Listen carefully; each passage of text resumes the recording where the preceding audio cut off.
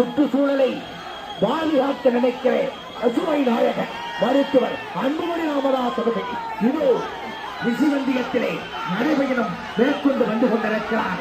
சமூக நீதிக்கான உரிமையை வென்றெடுக்க பாட்டாளி மக்கள் கட்சியுடைய தலைவர் அன்புமணி ராமதாஸ் ரிஷிவந்தியத்திலே நடைபயணம் மேற்கொண்டு வந்து கொண்டிருக்கிறார்.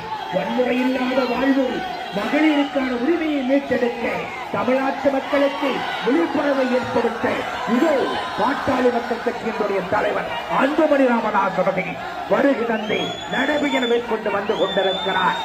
வேலைக்கான உரிமை, விவசாயம் மற்றும் உணவுக்கான உரிமைகளை மீட்டெடுக்க பாட்டாளி மக்கள் கட்சியுடைய தலைவர் 108 ஆம்புலன்ஸ் திட்டத்தை கொண்டு வந்து லட்சோப லட்சம் உயிர்களை காத்திட்ட அன்புமணி ராமதாஸ் இதோ வந்து கொண்டிருக்கிறார்.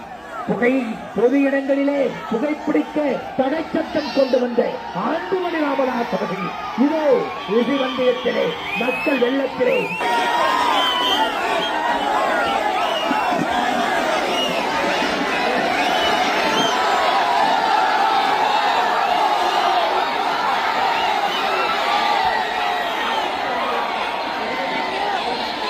மக்களுடைய வெள்ளத்தில் மிதந்து வருகிறார் நமது அன்பு தலைவர் அன்புமணி ராமதாஸ் அவர்கள்.